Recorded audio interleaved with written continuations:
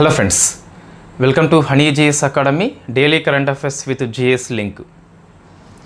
23 June ఈరోజు మనకి రెండు పాలిటీ అంశాలు, ఒకటి పర్యావరణ అంశము, వెరీ ఫేమస్ టాపిక్స్ వార్తల్లో ఉన్నాయి. మన సైన్స్ అండ్ టెక్నాలజీ సిలబస్ చూస్తే గ్రూప్ 2 ఏపీపీఎస్సీ వాళ్ళకి టీజీపీఎస్సీ కూడా రాబోతుంది.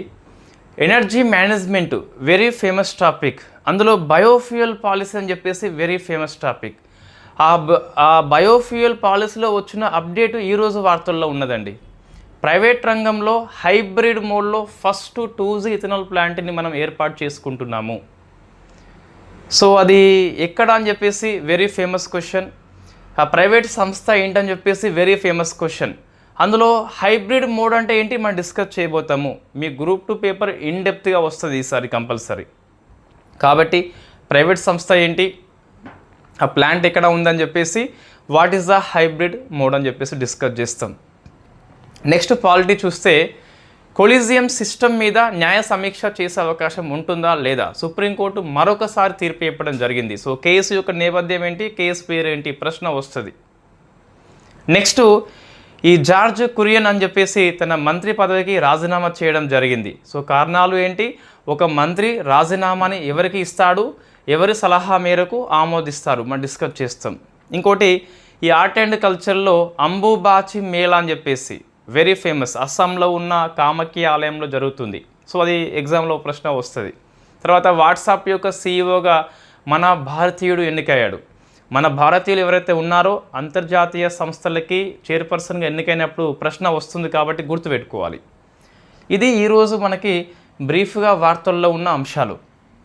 సో ఫస్ట్ 23 జూన్ అండి, డే ఆఫ్ ఇంపార్టెన్స్ ఉన్నది ఈరోజు. ఇంటర్నేషనల్ ఒలింపిక్ డే అని చెప్పేసి జరుపుకుంటాం.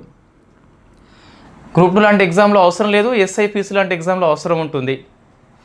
సో 1894 జూన్ 23న, ఇది ఇయర్ కూడా గుర్తుపెట్టుకోవాలి. నాన్ గ్రూప్ 2 వాళ్ళు గుర్తుపెట్టుకోవాలి, గ్రూప్ 2 వాళ్ళకి అవసరం లేదండి. ఆ రోజు ఇంటర్నేషనల్ ఒలింపిక్ కమిటీ ఏర్పడింది కాబట్టి జూన్ 23ని మనము ఇంటర్నేషనల్ ఒలింపిక్ డే అని చెప్పేసి జరుపుకుంటున్నాం. ఈ పియరీ డి కౌబర్టీ అని చెప్పేసి ఆధునిక ఒలింపిక్ పితామహుడిగా మనం కీర్తిస్తాం. సో థీమ్ ఏంటి అంటే మనకు బిల్డింగ్ బ్రిడ్జెస్. సో ఇది ఈజీగా ఉంటుందండి. సో బిల్డింగ్ బ్రిడ్జెస్ అంటే వంతెనలు మనం నిర్మించాలి. ఎందుకోసం అంటే ఇన్ఫ్యాక్ట్ మనకు కొన్ని అడ్డంకులు ఉంటాయి. సో అడ్డంకుల్ని బ్రేక్ చేయాలని చెప్పేసి థీమ్ తీసుకున్నాం. సో బ్రేకింగ్ బ్యారియర్స్ అంటే సో వంతెనలు నిర్మించి అడ్డంకులు అధిగమించాలని చెప్పేసి, బద్దలు కొట్టాలని చెప్పేసి. అంటే ఈ క్రీడా స్ఫూర్తి అనేది ప్రజెంట్ మనకి జియో పాలిటిక్స్ అని చెప్పేసి ఈ ఇజ్రాయిల్ లేదా ఇన్ఫ్యాక్ట్ ఇరాను లేకుంటే అమెరికా, ఈ రష్యా, ఉక్రెయిన్ ఇవన్నీ కొట్టుకుంటున్నాయి మనకి. సో అటువంటి టైంలో ఈ క్రీడా స్ఫూర్తి అనేది దేశాలని కలపొచ్చు అని చెప్పేసి దాన్ని బేస్ చేసుకొని ఈ థీమ్ తీసుకోవడం జరిగింది. బిల్డింగ్ బ్రిడ్జెస్ బ్రేకింగ్ బ్యారియర్స్ అని చెప్పేసి మనం థీమ్ తీసుకున్నాము. ఇట్లా థీమ్ ఉంటుంది. అదే టైంలో ఈ క్రీడా సంస్థలు ఈ రష్యాని ఇన్ఫ్యాక్ట్ లేకుంటే ఇరాన్ని నిషేధం విధిస్తాయి పాల్గొనకుండా. సో థీమ్ ఏమో అట్లా తీసుకుంటారు, ప్రాక్టికల్ ఏమో వేరే చేస్తారు, అది వేరే విషయం మనకి. రైట్, నెక్స్ట్ సో పాలిటీ అండి. సో వెరీ ఫేమస్, మనకి ఇది తెలుసు మీకు ఆల్రెడీ. సో జార్జ్ కురియన్ అని చెప్పేసి తన యొక్క మంత్రి పదవికి రాజీనామా చేయడం జరిగింది. సో ఇటీవల ఎవరు ఏ మంత్రి పదవికి అట్లా క్వశ్చన్ ఏం రాదండి. జస్ట్ మనకి ఈ అంశం వార్తల్లో ఉన్నందుకు దీని లింక్డ్ జిఎస్ అనేది చదువుకోవాలి మనకి. సో మంత్రి పదవికి రాజీనామా అని చెప్పేసి, సో ఎవరు ఏ మంత్రి అని చెప్పేసి 100% క్వశ్చన్ రాదండి, 100% రాదు. సో మంత్రి పదవికి రాజీనామా అనేది, సో ఫస్ట్ మనకి చూస్తే జనరల్గా 75(1) ప్రకారము సో రాష్ట్రపతి పిఎంను నియామకం చేస్తే పిఎం సలహా మేరకు ఇతర మంత్రుల్ని రాష్ట్రపతి నియామకం చేస్తాడు. కాబట్టి రాజీనామాని రాష్ట్రపతికి సమర్పించిండు. సో ఇన్ఫ్యాక్ట్ రాష్ట్రపతి ఆమోదం అనేది తన యొక్క విచక్షణ అధికారం లోబడి ఉండదు. సో ప్రధానమంత్రి సలహా మేరకు రాష్ట్రపతి రాజీనామాని ఆమోదించాడు. ఇది మనకి జిఎస్ పాయింట్ ఆఫ్ వ్యూలో ఇంపార్టెంట్. పిఎం సలహా తప్పనిసరా అంటే ఎస్, పిఎం అవునంటే మంత్రి, కాదంటే కంత్రి అని చెప్పేసి పిలుస్తాం. సో పిఎం సలహా మేరకే ఆ శాఖల కేటాయింపు ఉంటుంది, నియామకం ఉంటుంది, రాజీనామా తొలగింపు కూడా ఉంటుంది. మనకి రాష్ట్రపతి యొక్క ఇష్టానుసారం చేయరాదు, ఇక్కడ పిఎం సలహా తప్పనిసరి అని చెప్పేసి పిలుస్తాం. సో విచక్షణ అధికారం కిందికి రాదండి ఈ ముఖ్యమంత్రుల రాజీనామా ఆమోదించడము, మంత్రుల రాజీనామా అనేది. సో ఇది ఇన్ఫ్యాక్ట్ విచక్షణ అధికారం కిందికి వస్తుంది, రాదు. డిస్క్రిప్షనల్ పవర్ కిందికి రాదు, ఇది కంప్లీట్గా పిఎం సలహా అవసరం ఉంటుంది మనకు. సో ఒకటి అయిపోయింది మనకి జిఎస్లో. ఇంకోటి చూస్తే అసలు ఎందుకు రాజీనామా చేసిండు, దీని నుంచి మరొక పాయింట్ వస్తుంది. సో వై అని చెప్పేసి చూస్తే, సో మనకి జార్జ్ కురియన్ వాస్తవంగా మంత్రి. ఈ మంత్రి ఎక్కడి నుంచి అని చెప్పేసి చూస్తే ఇతను రాజ్యసభకి నామినేట్ అయిన ఎంపీ. సో నామినేట్ అయిన ఎన్నికైనా కూడా 6 years పదవి కాలం ఉంటుంది. సో 6 ఏళ్ళ పదవి కాలం ముగిసింది. కాలం అనేది ఎవరి కోసం ఆగదు కాబట్టి 6 years గడిచిపోయింది, ముగిసింది.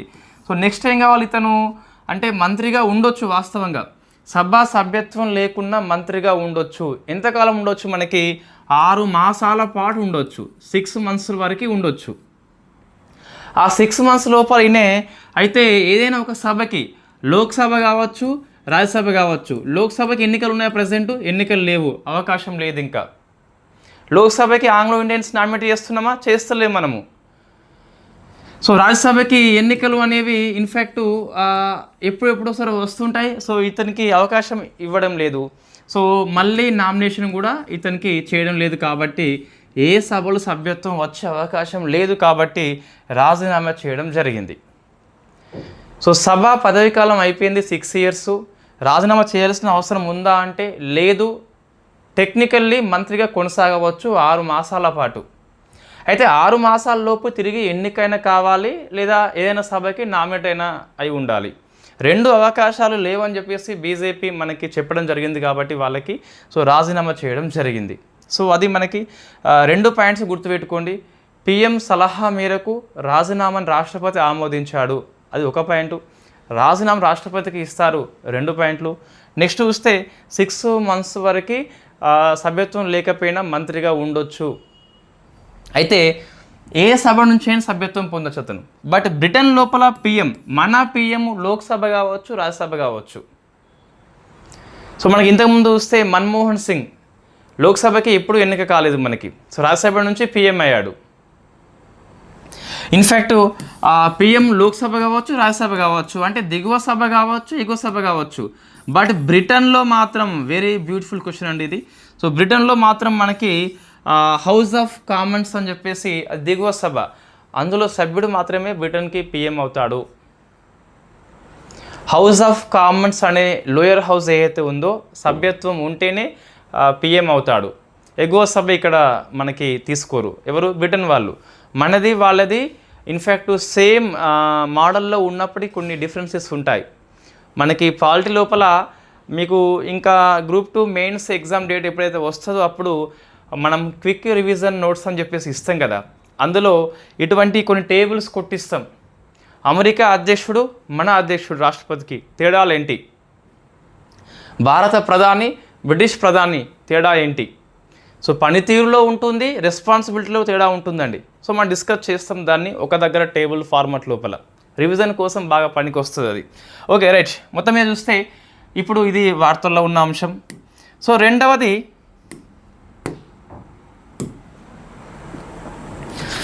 అంశం మనకి వెరీ ఫేమస్ కేసు వార్తల్లో ఉన్నదండి.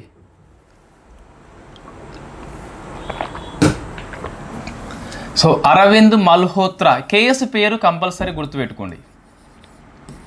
So Arvind Malhotra versus Himachal Pradesh high court అండి. అయితే నేను ఈ లైవ్లా నాకు యాక్సెస్ అయిపోయింది. సో ఇయర్లీ 1098 రూపీస్ ఉంటుంది. ఇన్ఫ్యాక్ట్ నాది అయిపోయింది. సో ఇన్ఫ్యాక్ట్ దానికోసం చేద్దామని ట్రై చేసిన, అది కాలేదు. ఈ కేసు పేరు కోసము నేను 3 సార్లు కొట్టేసినాను నోట్స్ లోపల. ఒకసారి ఈ ఏ టెక్నాలజీని ఉపయోగిస్తే అది సుప్రీంకోర్టు అని చెప్పేసి తప్పుగా ఇచ్చింది, తప్పుగా ఇచ్చింది. సో నేను మళ్ళీ కొట్టేసి ఇన్ఫ్యాక్ట్ హైకోర్టు పేరు రాసిన, మళ్ళీ సెర్చ్ చేస్తే సుప్రీంకోర్టు అని చెప్పేసి ఇంకో దాంట్లో వచ్చింది. బట్ నేను మళ్ళీ 1900 రూపీస్ కట్టి లైవ్లాకి యాక్సెస్ తీసుకుంటే ద కేస్ నేమ్ చూస్తే మనకి సుప్రీంకోర్టు అబ్జర్వర్ వెబ్సైట్ లోపల అప్డేట్ కాలేదు, కేసు పేరు దాంట్లో కరెక్ట్గా వస్తుంది. సో మీకు ఇది కేసు పేరు అండి, సుప్రీంకోర్టు కాదు అక్కడ.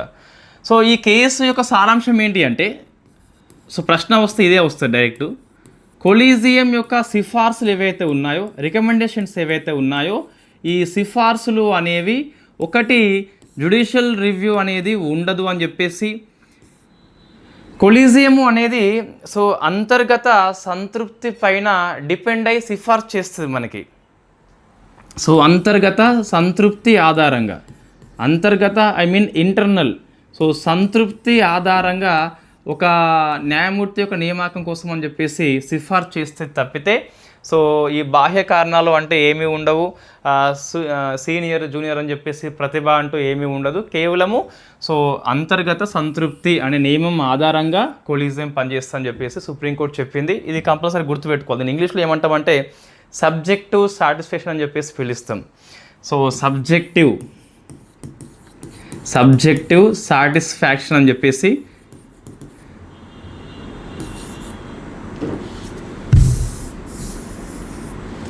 సో సాటిస్ఫాక్షన్ దీని ఆధారంగా పనిచేస్తే తప్పితే ఆ మెరిట్ బేస్ అంతగా పట్టించుకోదు. కేవలం మెరిటే కాదు, ఇక్కడ మనకి ఇతర అర్హతలు కూడా ఉంటాయి, దాన్ని బట్టి సిఫార్సు అని చెప్పేసి సుప్రీంకోర్టు చెప్పింది. సో సారాంశం ఏంటి, మనకి జ్యుడిషియల్ రివ్యూ అనేది వర్తిస్తుందా, వర్తించదు అని చెప్పేసి, అంతర్గత వ్యవహారం అని చెప్పేసి చెప్పడం జరిగింది. కేసు పేరు మైండ్లో పెట్టుకోండి, అరవింద్ మల్హోత్రా అని చెప్పేసి. వాస్తవంగా ఏం జరిగింది అంటే, ఈయన ఒక జ్యుడిషియల్ ఆఫీసర్ అండి, జ్యుడిషియల్ ఆఫీసర్ ఇతను. సో మనకి హైకోర్టులో కూడా కొలీజియం ఉంటుంది, హైకోర్టులో కొలీజియం ఉంటుంది.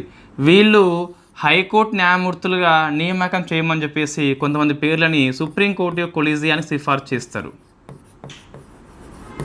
సుప్రీంకోర్టు అనేది రాష్ట్రపతికి సిఫార్సు చేస్తుంది. సో రాష్ట్రపతి మనకి నియామకం చేస్తాడు. హైకోర్టు న్యాయమూర్తుల నియామకం విషయంలో ఇదే ఫాలో అవుతాం మనం. ఓకే, అయితే ఈ హైకోర్టు కొలీజియము అట ఇతనికంటే జూనియర్ని సిఫార్సు చేసిందట. దాన్ని సుప్రీంకోర్టు కొలీజియం కూడా ఆమోదించింది. కాబట్టి కేసు పడింది, కాబట్టి హిమాచల్ ప్రదేశ్ హైకోర్టు మీదే కేసు పడింది, సుప్రీంకోర్టు మీద కాదు. Okay right. సో ఇప్పుడు ఏముంటుంది అంటే, సుప్రీంకోర్టు అనేది ఏ కొలీజియం అయినప్పటికీ సో జ్యుడిషియల్ రివ్యూకి అతీతంగా ఉంటుంది. సో న్యాయమూర్తుల నియామకము అనేది కొలీజియం యొక్క అంతర్గత అంశం అని చెప్పి చెప్పడం జరిగింది. సో కొలీజియం సిస్టమ్ ఏంటి మీకు చాలాసార్లు మనం డిస్కస్ చేసినాం, మళ్ళీ ఇక్కడ అవసరం లేదండి. సో ఇది ఇన్ఫ్యాక్ట్ కాన్స్టిట్యూషన్ ఆఫ్ ఇండియాలో ఉందా, లేదు. పార్లమెంటు చట్టంలో ఉందా, లేదు. ఎగ్జిక్యూటివ్ తీర్మానం చేసిందా, లేదు. కేవలం సుప్రీంకోర్టు యొక్క తీర్పు ద్వారా వచ్చింది. 1993లో వస్తుంది సెకండ్ జడ్జి కేసు అని చెప్పేసి, 1+2 ఉంటుంది కొలీజియం. 1998లో థర్డ్ జడ్జి అని చెప్పేసి వెరీ ఫేమస్ కేసు, అప్పుడు 1+4 అని చెప్పేసి ప్రజెంట్ ఉన్నదే చెప్పడం జరిగింది. సో 1+4 సుప్రీంకోర్టు యొక్క కొలీజియం 1+4 అని చెప్పేసి పిలుస్తాం. సుప్రీంకోర్టు న్యాయమూర్తుల కోసం 1+4 ఉంటుంది, అది మీరు మైండ్లో పెట్టుకోవాలి. హైకోర్టు న్యాయమూర్తుల కోసం 1+2 అని చెప్పేసి ఉంటుంది. సో న్యాయమూర్తుల నియామకం చేసేది రాష్ట్రపతి. ఈ రాష్ట్రపతి కొలీజియం సిఫార్సు మేరకు చేస్తాడు. ఆ కొలీజియం అనేది సుప్రీంకోర్టు న్యాయమూర్తుల విషయంలో 1+4 ఉంటుంది, హైకోర్టు న్యాయమూర్తుల విషయంలో 1+2 ఉంటుంది. ఒకసారి ఇది మీరు ఆన్సర్ చేయండి. ఈ 1+4 అనేది కొన్నిసార్లు 1+5 కూడా ఉండొచ్చు. 1+5 ఎప్పుడు ఉండొచ్చు అని చెప్పేసి ఒకసారి మీరు ఆన్సర్ చేయండి. Yes, 1+4 is the correct answer, 1+5 is the wrong answer. కానీ 1+5 అనేది కూడా ఉండొచ్చు. ఆ ఉండే సందర్భాలు అరుదుగా వస్తాయి. అవి ఒకసారి మీరు ఆన్సర్ చేసే ప్రయత్నం చేయండి, 1+5 ఎప్పుడు ఉండొచ్చు అని చెప్పేసి. సో నెక్స్ట్ మనకి సో పర్యావరణ అంశం అండి, వెరీ ఫేమస్ టాపిక్ అది.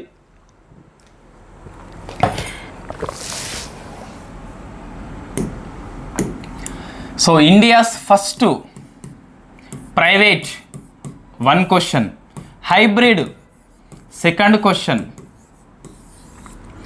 So 2G ethanol 3rd question, so plant అని చెప్పేసి 3 క్వశ్చన్స్ మనకి వస్తే రావచ్చండి. సో భారతదేశంలో మొట్టమొదటి private hybrid 2G ethanol plant అని చెప్పేసి మనము యూపీలో ఏర్పాటు చేసుకుంటున్నాం. ఇక్కడ 2 కీలకమైన పదాలు మనకి. సో ప్రైవేట్ కాబట్టి సో మనకి ఆ ప్రైవేట్ కంపెనీ పేరు వేవ్ షుగర్ అండి. ఇది యూపీలో ఉంటుంది. 1 క్వశ్చన్ అయిపోయింది. సో యూపీలో ఉంటుంది మనకి. ఓకే, సో 2G ఇథనాల్ అంటే ఏంటి మనం డిస్కస్ చేసినామండి. సో మీకు బయోఫ్యూయల్ అని చెప్పేసి ఆ పాఠంలో వచ్చింది. సో బయోఫ్యూయల్ పాలసీ అని చెప్పేసి మీకు మొత్తం ఫస్ట్ జనరేషన్ అని చెప్పేసి ఉంటుంది, second generation, third generation and fourth generation. మీకు 3G 4G అనేవి ప్రాక్టికల్ స్టేజ్లో మాత్రమే ఉన్నాయి, ఇంకా ఇంప్లిమెంట్ మనం చేయలేదు కమర్షియల్గా. సో 1G అంటే మన డైరెక్ట్ ఫుడ్ క్రాప్స్ నుంచే వస్తుంది. సో వరి కావచ్చు, గోధుమ కావచ్చు, మొక్కజొన్న కావచ్చు, నేరుగా మనకి వ్యవసాయ పంటల నుంచే వస్తుంది, లేదా యానిమల్ ఫ్యాట్ నుంచి వస్తుంది. సో యానిమల్ ఫ్యాట్ నుంచి వస్తుంది, లేదా మనకి కుకింగ్ ఆయిల్ నుంచి వస్తుంది. అంటే నేరుగా వ్యవసాయం నుంచే వస్తుంది అన్నట్టు. అది కుకింగ్ ఆయిల్ అని చెప్పేసి ఫేమస్ మనకి రేప్ సీడ్ ఆయిల్ ఉంది కదా, సో దాని నుంచి బయోడీజిల్ని మనం తీసుకొస్తాం. సో మొత్తం మీద 1G అంటే నేరుగా పంటల నుంచే, ఆహార పదార్థాల నుంచే వస్తుంది. అది యానిమల్ ఫ్యాట్ కూడా, ఇది రాసుకోండి మీ నోట్స్లో లేకుంటే. కుకింగ్ ఆయిల్ కూడా బెస్ట్ ఎగ్జాంపుల్ మనకి రేప్ సీడ్ ఆయిల్ అని చెప్పేసి దాని నుంచి మనం బయోడీజిల్ని తయారు చేస్తాం. ఓకే, ఫుడ్ క్రాప్ అంటే మనకి ఇన్ఫ్యాక్ట్ ఏమేమి వస్తాయండి, స్టార్చ్, వరి, గోధుమ, మొక్కజొన్న వస్తుంది. షుగర్స్ మనకి షుగర్ కేన్ అని చెప్పేసి పిలుస్తాం, స్వీట్ స్వర్గం అని చెప్పేసి, బీట్ షుగర్ అని చెప్పేసి అన్ని సోర్స్ మనకి. సోర్స్ కంపల్సరీ గుర్తుపెట్టుకోవాలి, ఎగ్జామ్లో ఇంతకుముందు అడిగాడు కూడా. 1 2 3 4 5 6 7 7 ఆప్షన్లు ఇచ్చి క్రింది వాటిలో ఇథనాల్ యొక్క సోర్స్ అని చెప్పేసి వస్తుంది, కాబట్టి గుర్తుపెట్టుకోండి. సో 2G అంటే మీకు ఈ ఫుడ్ క్రాప్ ఏదైతే ఉందో దాని యొక్క వేస్టేజ్ మనకి. సో ఫుడ్ వేస్టేజ్ అని చెప్పేసి పిలుస్తాం. ఫర్ ఎగ్జాంపుల్ బగాసే చెరుకు నుంచి వస్తుంది మనకి, పంట వ్యర్థాలు, సో అటువంటి, లేదా మనకి కుళ్ళిపోయిన పండ్లు, అటువంటి వ్యర్థాలు ఉంటాయి కదా, దాన్ని మనం 2G ప్లాంట్గా పిలుస్తాం. 3G అంటే మనకి ఈ ఆల్గే వంటి జీవుల నుంచి తయారు చేస్తాం మనం. 4G అంటే జెనెటికల్లీ మోడిఫైడ్ క్రాప్స్ నుంచి వస్తున్నట్టు. బ్రీఫ్ అయిపోవాలి అంటే ఆహార పదార్థాలు, ఆహార వ్యర్థాలు, వరి పొట్టు లాంటి పంట వ్యర్థాలు అని చెప్పేసి పిలుస్తాం. ఆల్గే అని చెప్పేసి 3G. 4G అంటే మనకి GM పంటలు అని చెప్పేసి వస్తాయి. అయితే ఇండియాలో 3G 4G ఇంకా మనకి స్టార్ట్ కాలేదు, ఇంకా పైలట్ మోడ్లో మాత్రమే ఉన్నాయి. సో మీకు నేను కోర్స్ లోపల డిస్కస్ చేసినాం ఏది కార్బన్ నెగిటివ్ని ఇస్తుంది, ఏది కార్బన్ న్యూట్రల్ ఇస్తా అని చెప్పేసి. అట్లా డెప్త్గా ఇక్కడ చెప్పలేము, కానీ అది ఒక్కసారి చూసుకోండి మళ్ళీ ఒకసారి. రైట్, ఇప్పుడు ఏంటి మనకి 2G అంటే వ్యవసాయపు వ్యర్థాలు అని చెప్పేసి. సో మనకి ఇది బగాసే ఉపయోగించారు ఈసారి, చెరుకు నుంచి అని చెప్పేసి చదువుకోండి. సో బగాసే ఉపయోగించారు కాబట్టి అది 2G ప్లాంట్ అని చెప్పేసి పిలుస్తాం. ప్రైవేట్ కాబట్టి వేవ్ షుగర్ అని చెప్పేసి గుర్తుపెట్టుకోండి. సో మనకి హైబ్రిడ్ అంటే ఏంటి అంటే 2 టెక్నాలజీ ఉపయోగించారు ఇక్కడ. ఫస్ట్ బయోమాస్ అంటే ఏంటి మనకి చెరుకు అని చెప్పేసి వస్తుంది. సో బయోమాస్ ఏదైతే ఉందో బయోమాస్ గ్యాసిఫికేషన్ అని చెప్పేసి, అంటే ఆ బగాస్ని ఉపయోగించి మనము సో గ్యాస్ ఉత్పత్తి చేసినాం. తర్వాత ఈ గ్యాస్ని మనము ఫెర్మెంటేషన్ చేసినాం. సో ఫెర్మెంటేషన్ బ్యాక్టీరియా ఉపయోగించి. సో కాబట్టి సో బయోమాస్ గ్యాసిఫికేషన్ ఒక ప్రక్రియ, ఫెర్మెంటేషన్ ఒక ప్రక్రియ, రెండు కలిసినాయి కాబట్టి ఇట్ ఈస్ అ హైబ్రిడ్ అని చెప్పేసి పిలుస్తాం. So it is hybrid. ప్రశ్న డెప్త్గా వస్తుంది కొన్నిసార్లు. అయితే మీరు ఇట్లా అనుకోవచ్చు, హైబ్రిడ్ మీన్స్ ఈ 1G 2Gని మిక్సప్ చేసిండ్లు, 3G 4G, అది కాదు ఇక్కడ మనకి హైబ్రిడ్ అంటే. అందులో టెక్నాలజీ మనకి 2 టైప్స్ అని చెప్పేసి ఉంటుంది. ఒకటి బయోమాస్ అని చెప్పేసి గ్యాసిఫికేషన్ చేసినాం, దాన్ని నెక్స్ట్ మనము ఫెర్మెంటేషన్ చేసినాం. 2 టెక్నాలజీ ఉపయోగించాం కాబట్టి ఇట్ ఈస్ కాల్డ్ హైబ్రిడ్. అంతే తప్పించి ఈ 1G 2G కలిపేసినాం అట్లా చెప్తే తప్పు అని చెప్పేసి పిలుస్తాం, అట్లనే పిలుస్తాం మనం. రైట్, ఇది అండి. ఇంకా మీకు డెప్త్గా కొన్ని క్వశ్చన్స్ వస్తే కనుక భారతదేశంలో ఫస్ట్ 2G ప్లాంట్ అండి. సో 2G ప్లాంట్ చూస్తే అది పానీపట్లో మనం ఏర్పాటు చేసినాం 2022లో. మీరు కరెంట్ అఫైర్స్ చూడండి ఒకసారి, మన దాంట్లో కంపల్సరీ ఉంటుంది అది. ఇటీవల మనము ఇంకా కరెంట్ అఫైర్స్ చూస్తే బాంబు అంటే వెదురు ఉంటుంది మనకి. సో బాంబు ఆధారిత ఫస్ట్ 2G ప్లాంట్ని మనము అస్సాంలో ఏర్పాటు చేసుకున్నాం, అస్సాంలో. ఇంకోటి మీకు ఇది 2G ప్లాంట్ అని చెప్పేసి అంటున్నా, ప్రైవేట్ రంగం అని చెప్పేసి అంటున్నా. సో దీన్ని ఏ స్కీమ్ కింద మనం ఆమోదిస్తామని ప్రశ్న వస్తుంది. అది పిఎం జీవన్ స్కీమ్ అండి. పిఎం జీవన్ స్కీమ్ ఏంటి అంటే ఈ 2G ప్లాంట్ కోసము ఆర్థిక సహాయం అందిస్తాం.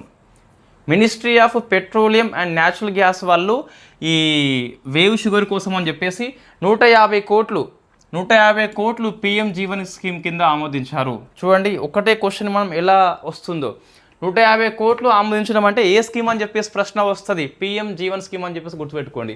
ప్రైవేట్ సంస్థ ఏంటి? Wave sugar. ఎందుకు హైబ్రిడ్ అంటున్నాం? రెండు ఉపయోగిస్తున్న టెక్నాలజీ కాబట్టి. సో 2G ఎందుకు అంటున్నాం మనం? బగాసే చెరుకు వ్యర్థం కాబట్టి అంటున్నాం. సో ఇది మనకి ఎస్ఎన్టీ సిలబస్లో ఉన్న దానికి అప్డేట్ వర్షన్ అని చెప్పేసి పిలుస్తాం. అండ్ నెక్స్ట్ మిగతా చూస్తే